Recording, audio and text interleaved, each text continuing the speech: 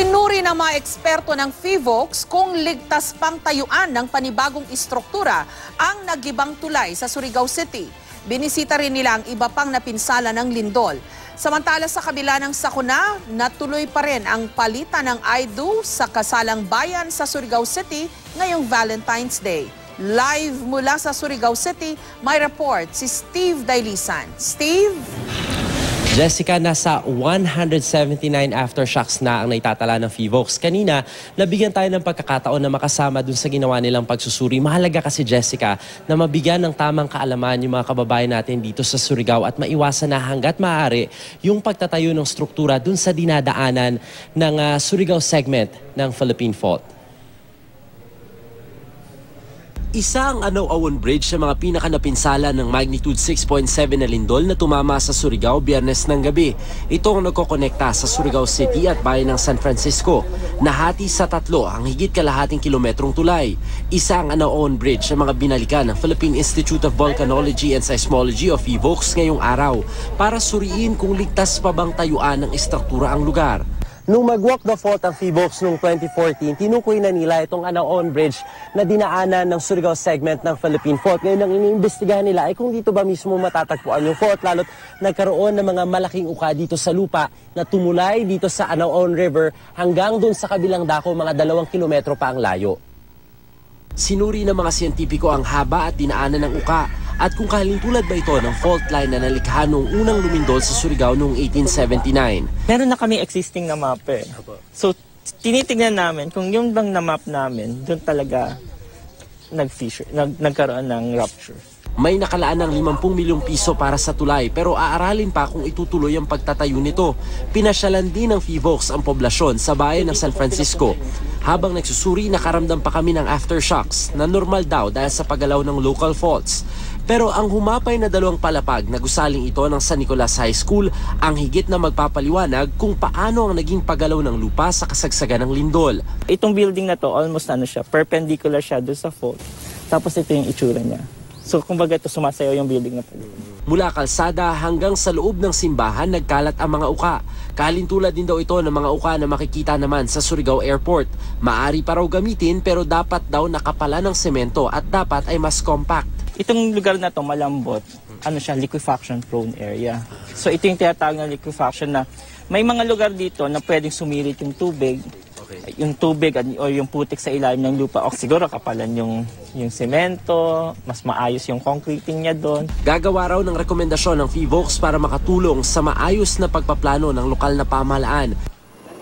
Nagsagawa rin ng inspeksyon kanina ang incident management team sa ilang na-isolate na sakop pa rin ng Surigao. Nakita nila mga bitak sa covered court, mga bahay at pantalan. Ang mga nasirang gusali at infrastruktura dahil sa lindol, maari pang itayong muli pero ang mga buhay na nawala, hindi na may babalik. Yun nga sinasabi ko. Di bali lang sana sira-sira yung bahay namin, hindi lang wala yung anak ko. Bakit maniwas si mama? Si Aling Chalita na taga-barangay Ipil, tulala, hindi makabangon at utal magsalita. Na-stroke siya matapos atakin sa puso nang mabagsakan ng kahoy na furniture sa kasagsagan ng lindol. Nadaganan kami. Lahat po kayo na. Oo, ito nga inano ko na lang para lang na parang hindi matamaan yung mga ulo nila. Gusto ko nga siya pero wala namang kaming pera. Wala akong magagawa. Pero ang pag-ibig, walang pinipiling lugar kung saan ito uusbong at yayabong. Dahil sa kabila ng kalamidad na kinakaharap ng mga Surigao noon, itinuloy ang kasalang bayan sa Surigao City Hall Gym. May 140 na magsing irog ang ikinasal kaninang umaga. Ang mga senior citizen na sina Lolo Bart at Lola Adriana, ipinakitang hindi hadlang ang edad o ang trahedya para muling umibig. Ngayong gabi, Jessica, napuno yung mga restaurant dito sa Surigao at marami pa rin sa simple nilang paraan ginunita yung Valentine's Day. But on a more serious note, pinag-iingat pa rin ng FIVOX yung mga kababayan natin dito dun sa mga paghuhon ng lupa. Lalo pa meron silang mga na-observe o binabantayan na mga uka ng lupa at posibleng kapag naulanan, posible ring mag-cause yun ng landslide, Jessica. Ang sabi ng FIVOX, Steve, paunti naman na daw ng paunti itong aftershocks, no? Pero can you describe to us paano bang klaseng pamumuhay day-to-day ang meron ng mga kababayan natin dyan sa Surigao na mayat-maya, meron pa ring aftershocks? Napapatigil talaga sila, Jessica. Karamihan doon sa mga nakakausap natin. Kanina nagpunta tayo sa bangko. Yung kwentuhan nila, nakakatulog ba kayo? Kasi madalas nangyayari yung aftershock mga bandang alas 2 ng madaling araw, gigisingin ka na alas 4 ng madaling araw. Kanina yung isa sa pinaka naramdaman talaga natin ng husto, bandang 4:05 o 4:10 ng madaling araw. Talagang magigising ka sa pagtulog mo. Yung iba hindi na nakakabalik sa pagtulog. Pero sabi nga nila, life must go on. At pinagpapatuloy na nila, sinisikap nilang ibalik sa normal yung kanilang pamumuhay. Sa kabila nga nung paminsan-minsan napapatigil pa rin sila lalo't pag nakakaranas ng aftershock, Jessica. Naalala ko kasi yung earthquake sa Baguio noong 1990. Marami ring aftershocks after the major tremors. Pero talagang isa sa mga hindi ko malilimutan doon, pag nag-aftershocks na parang automatic yung mga bata umiiyak. Siguro yung dala nung trauma. Ganon din ba dyan? At saka anong klaseng aftershocks yung nararamdaman dyan? Naalala ko rin kasi from that 1990 earthquake, ang aftershock sa Baguio, parang dribble yung lupa.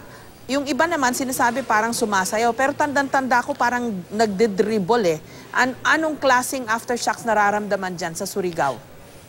Steve? Tama ka dyan, Jessica. Marami pa rin tayo nakikita na mga umiiyak, lalo na nitong mga nakalipas na 2 araw. Pag nararamdaman nila yung mga na-trauma, ganun yung pakiramdam emosyonal pa rin sila. At tayo, nung naranasan natin yung mga aftershock, tama ka, parang may mga gumugulong na bato sa ilalim ng lupa, magkakaroon muna ng ugong o tunog, pagkatapos mararamdaman mo, biglang gagalaw. So, yun yung mga nararamdaman natin, lalo na kanina madaling araw, may mga occasions pa nga na natutulog ka, pwede ka mahulog sa kama mo, parang ganun siya. Ang sabi nung iba, nung mangyari raw yung lindol dito nung Friday, nagsimula siya sa mahina. Tapos saka lumakas. Kaya yung mga tao ngayon dito, napaka-conscious na nila. Kahit na mahina yon, yung iba sa kanila, lumalabas na talaga ng bahay nila at hindi nila ipinagwawalang bahala, Jessica. So hindi parang sumasayaw lang, parang drinidribble din. Ganon din ba yung sensation na dulot nito, Steve? Totoo, parang dinidribble. Mararamdaman mo talaga sa paa mo, lalo na kapag nakatayo ka. Pagkatapos nung parang dinidribble, bigla kang parang gagalaw. Or medyo mawawala ka ng konti sa iyong balanse. Ganun yung pakiramdam, Jessica, ng mga aftershock ngayon dito. Ang sabi ng FIVOX, yung range ng magnitude na naitatala nila from magnitude 2 hanggang magnitude 4.9. At sinabi nila rin sa atin na based on experience daw, ay hindi naman daw humihigit yon dun sa yung magnitude dun sa pinakamalakas na naitala. Gaya halimbawa, nung magnitude 6.7 nitong Biyernes, Jessica. Ang kaigihan lang, no? Sana. Okay, ang kaigihan lang dito sa earthquake sa Surigao, matagal nang identified pala yung fault na nandiyan, In fact, yung bridge, sabi mo yung Anaon Bridge, matagal nang alam na doon dumadaan yung fault. Tama ba yung pagkakaintindi ko sa report mo? Ang tanong ko ngayon, kung alam na nila noon pa na dyan yung daanan ng fault, may ginawa ba dun sa tulay? Kasi alam ko, dito rin sa Maynila, may identified yung fault. So yung mga tulay na dadaanan ng fault, nire-retrofit In other words, pinapatibay. Para pag dumating yung lindol, prepared yung structure na yon to withstand yung earthquake. Dito ba, considering na pre-identified na itong bridge na to as part of the fault line, may ginawa bang retrofitting kaya sa tulay na yan, Steve?